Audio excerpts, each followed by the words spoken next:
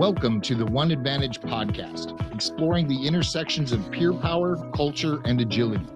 Your hosts, Mike Richardson, Jason Richmond, and Leo Bottary, co-founders of the One Advantage community of practice and advantage peer groups. For more information, please visit us at the One Advantage podcast.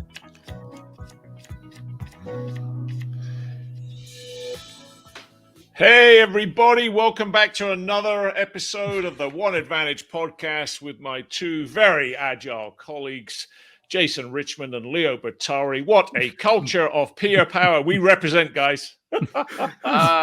Good morning, Mike. How are you? Yeah. What's it they say in real estate? Location.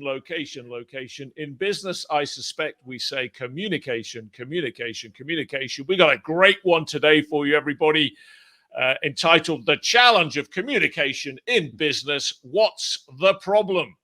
Ask people about their biggest challenge in business, and often that's exactly what they will say. Communication.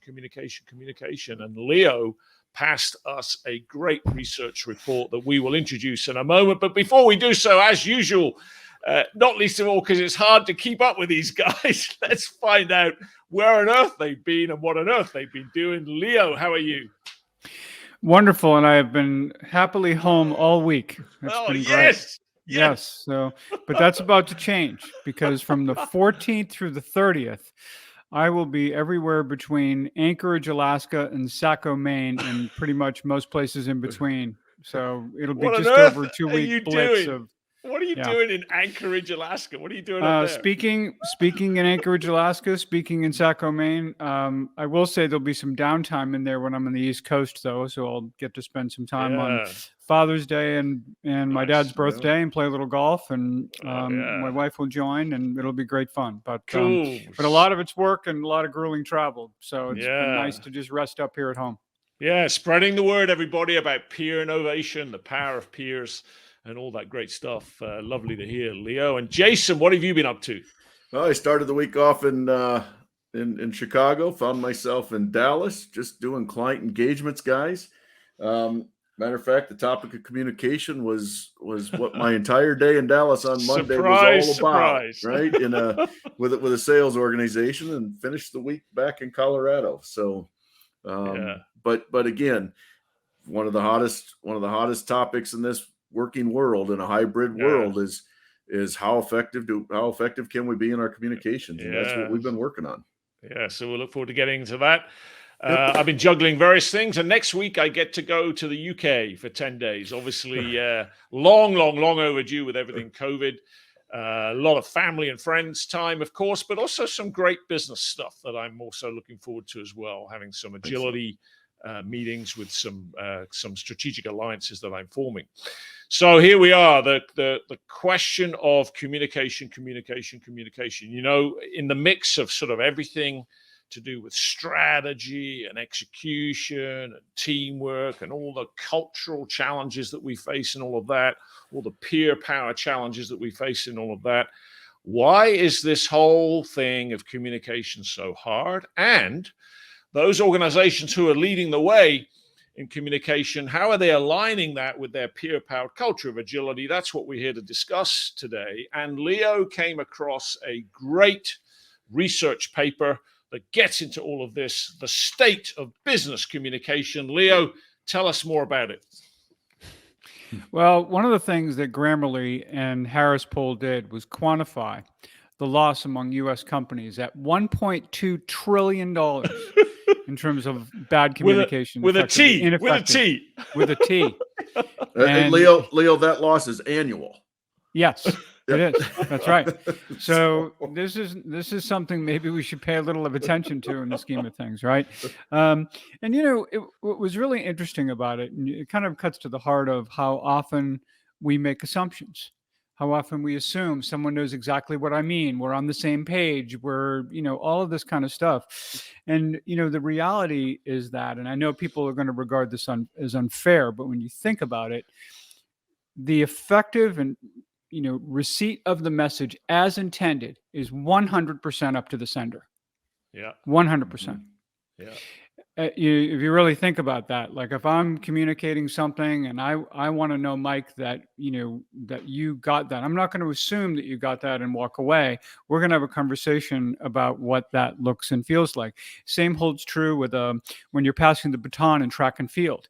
The person who's passing the baton never lets it go until it's within the grasp of the recipient. And our communication is the same. It's the same when someone, a nurse passes a scalpel to a surgeon, in the operating room. It's the same holds true with generals in the battlefield who there are many occasions, and certainly U.S. history, I'm sure others, where the general was relieved of command, not because he gave the wrong order, but because it was misinterpreted and he didn't recognize and take that extra step to make sure that those soldiers knew exactly what the order entailed.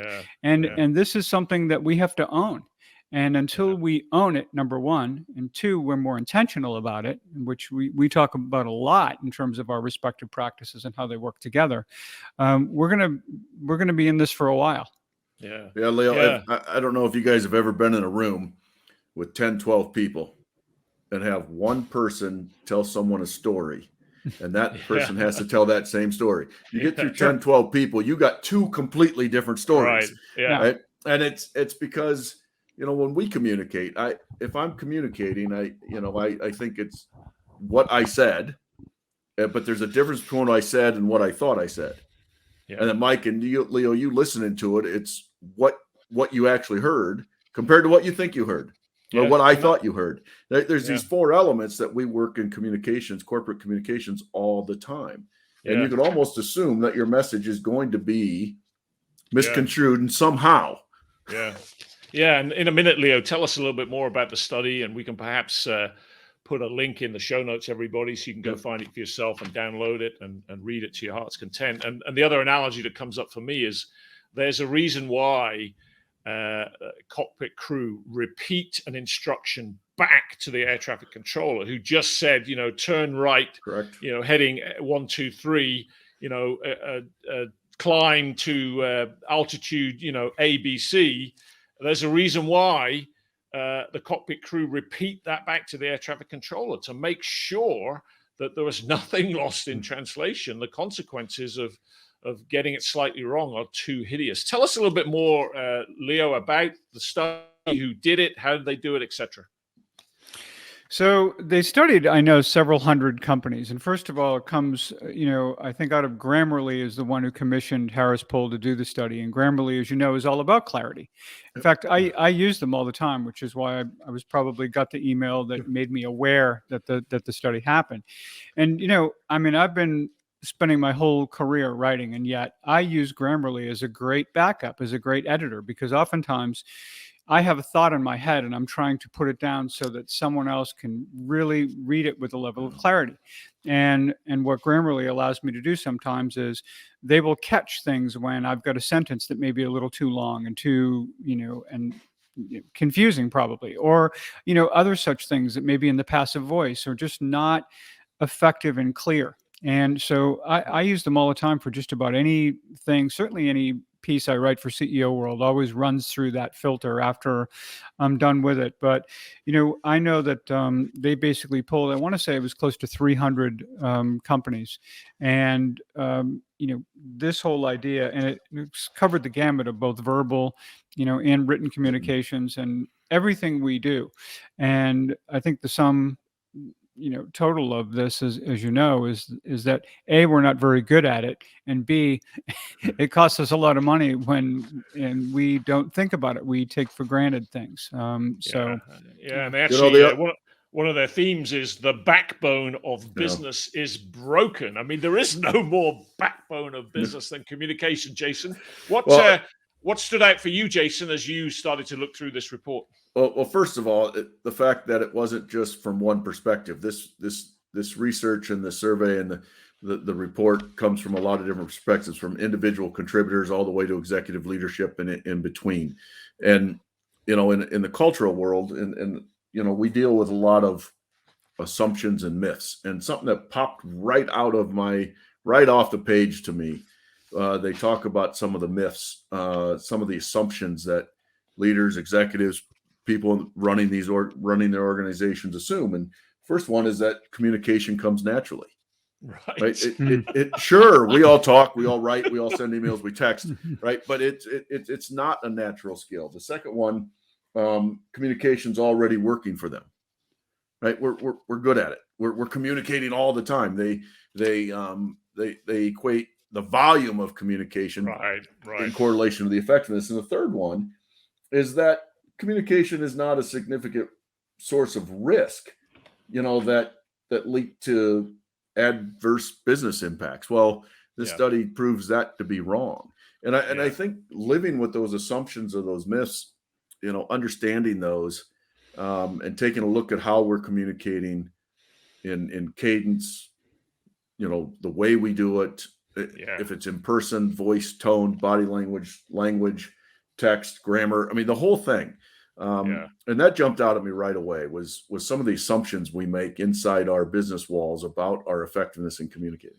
Yeah. Of course, this is right down my street because, I love to talk about C2C conversation flow to cash flow.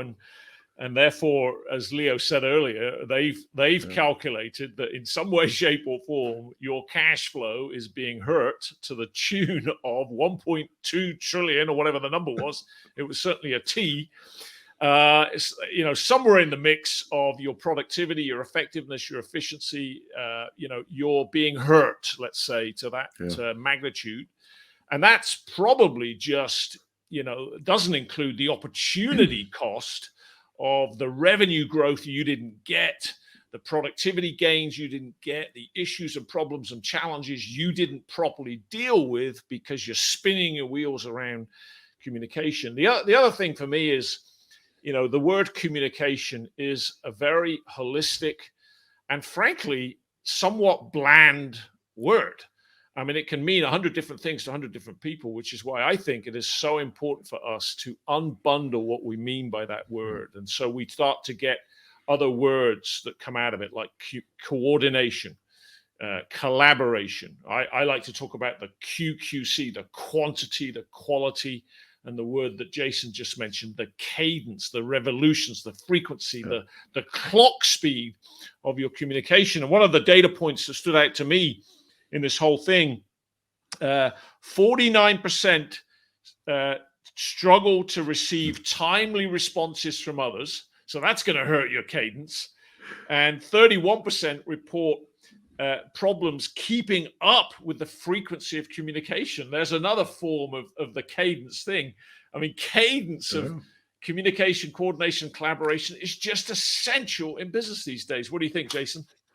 Well, we talked about it this morning on a company call, about the volume of emails, communications that we get, and setting expectations in the workplace about response and the type of communications and who's copying.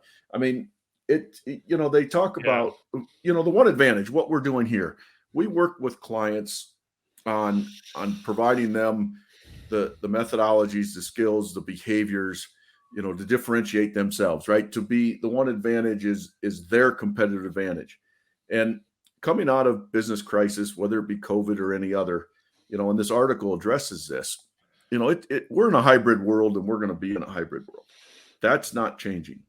And there are significant changes in business, especially communication in our work, our workplace, and our workforce. Yeah, and so this is only going to get harder, right, Leo? I mean, just think about the hideous price that this report says we're already paying with our peer power, and it's only going to get worse as we have to stay more hybrid and more remote and the new future of work, correct, Leo? Well, yes. And the other reason I think it's going to get worse is because when you looked at the numbers, whether it was a business leader or a knowledge worker, we all think we're really good at this, and we're not.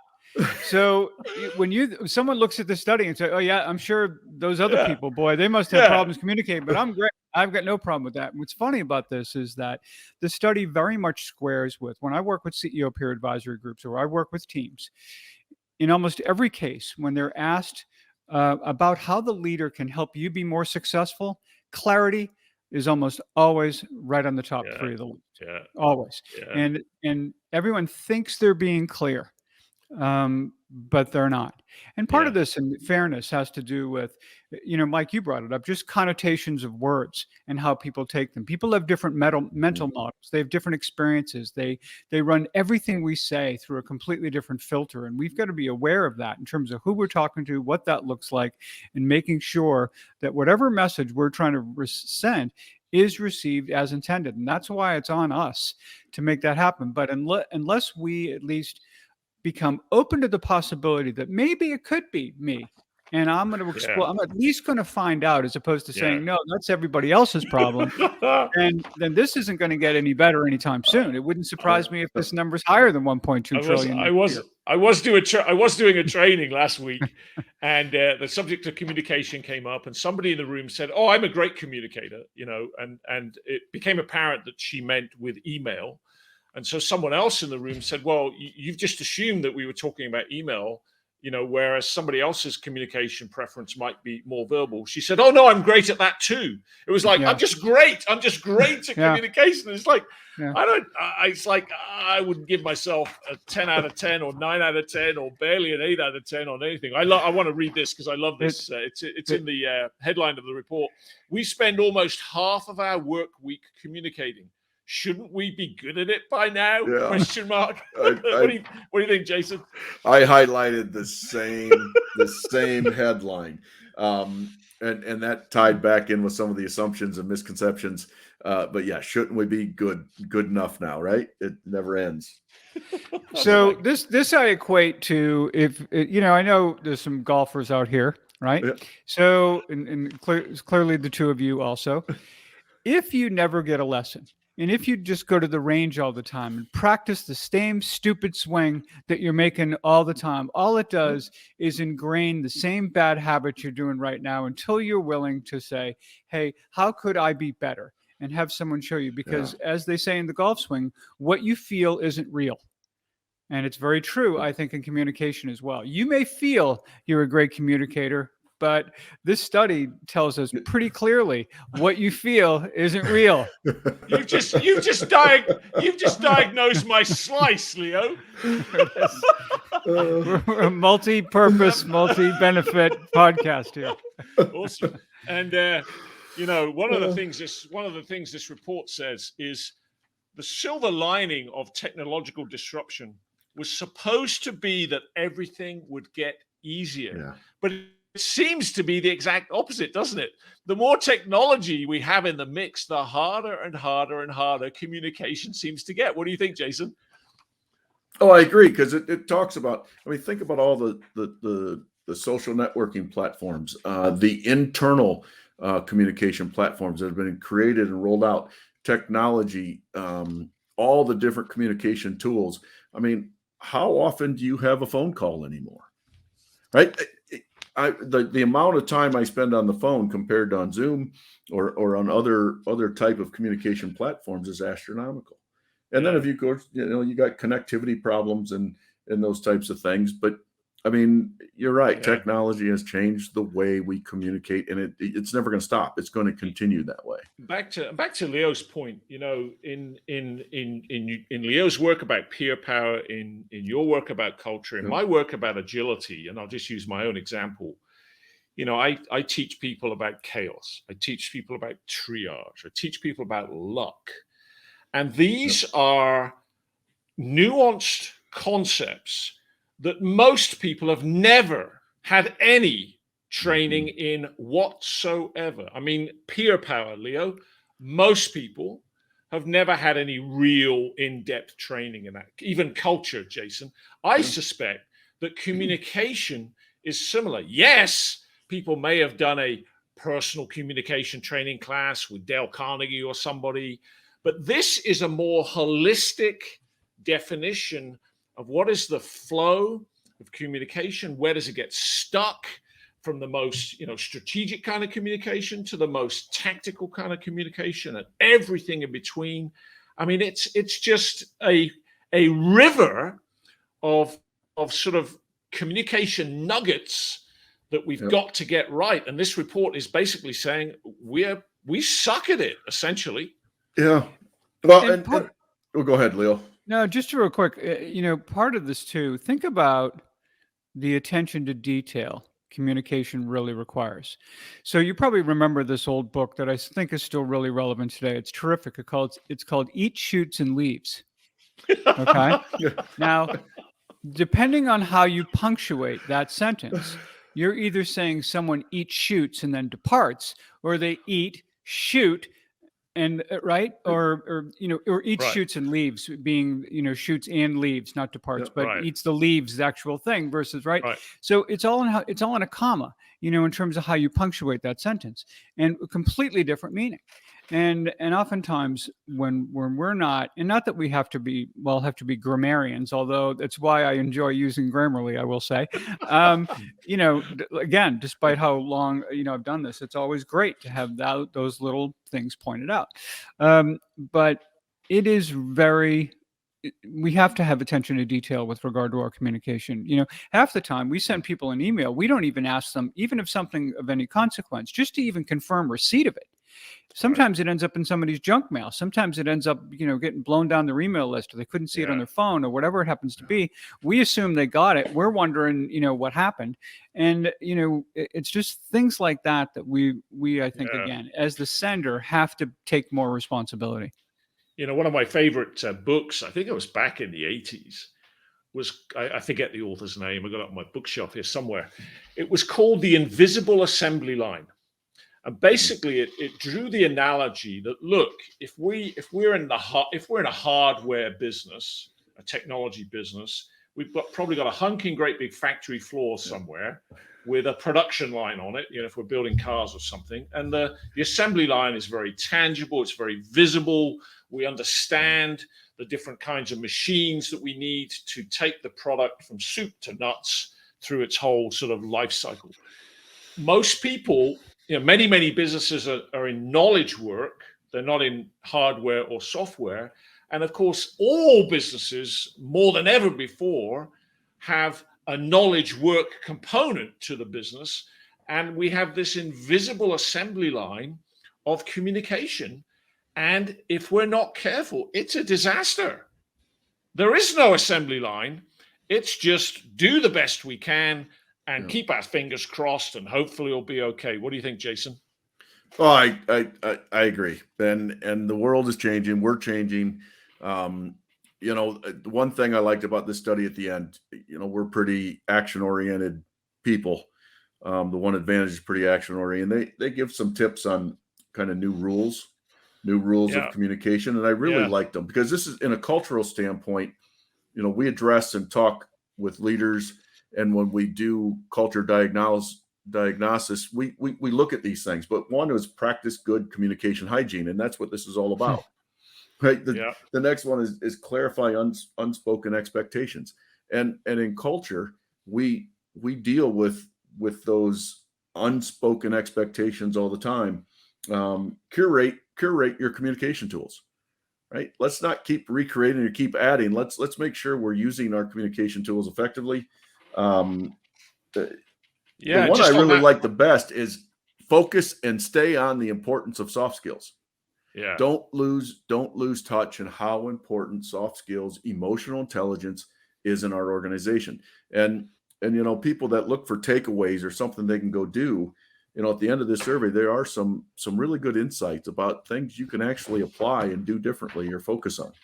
Yeah. And I love the one about curate your technology platforms, or whatever the language was, because how many people, I've heard it from myself, they want to start using another platform like Slack or Microsoft Teams or some other kind of project management platform that has a chat functionality in it.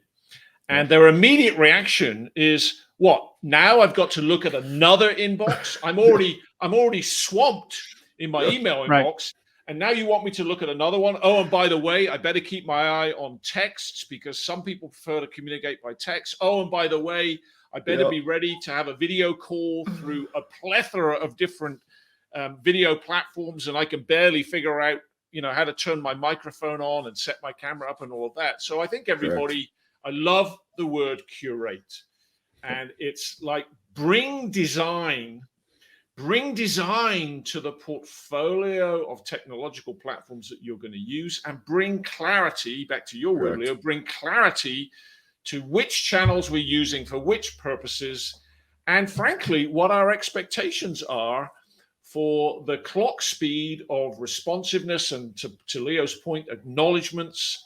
So we don't just get crickets, right? It's like, I got my, 10-4, got that, climb to this, turn left there, just like we would have between a cockpit crew and an air traffic controller. Leo, what are your thoughts? Yeah, I'm glad you kind of doubled down on curation a little bit, because I actually wanted to talk about the other two real briefly. One of them was, of course, information hygiene. Edelman Trust Barometer a number of years ago brought this forward, because when we receive information that tends to align with our worldview or our, beliefs, right? We tend not to vet where that information came from. We're just going to pass it along. And they talked about how important that is to take a minute, check the source, and really look at that information before we go passing on what we're not doing it intentionally. We're not spreading disinformation in that way, but it is misinformation, and it can certainly be just as problematic. The other one, and I think we've been clear on this, but the idea of this study too wasn't just to study internal communications. It's communications all around. Yeah. So when Jason, when you brought up this idea of expectations, how often, it certainly happened to me, earlier in my career, where I would, there would be a client and we'd take on this project and we thought we did an amazing job, and we'd bring the results to the client. They'd look, yeah, we're not really happy. And whoa, what do you mean? And it's because, and that's on us, that we didn't do a good enough job of drilling down and truly understanding what success looked like from their perspective. And because of that, now we end up in a situation where, we think we did great, they're not happy, and we've got to figure out how to right that ship. And it's so important to have that level of clarity on expectations. Yeah. What else, Jason? What else stood out for you at all in the whole report, Jason? I just think the thoroughness, guys. It did. It took every aspect, all the way from internal to external to client. It also talks a lot about some of the indirect costs that it impacts. The talent retention, turnover, hiring, recruiting. I mean, we live and work in a different world than we did 2 years ago. We all know that that's not going to change. I keep driving home.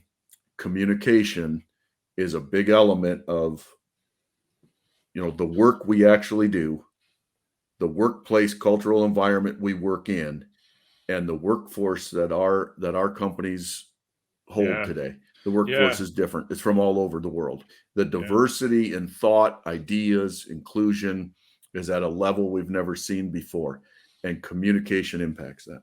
Yeah, and that's why a peer-powered culture of agility is the backbone of all of this.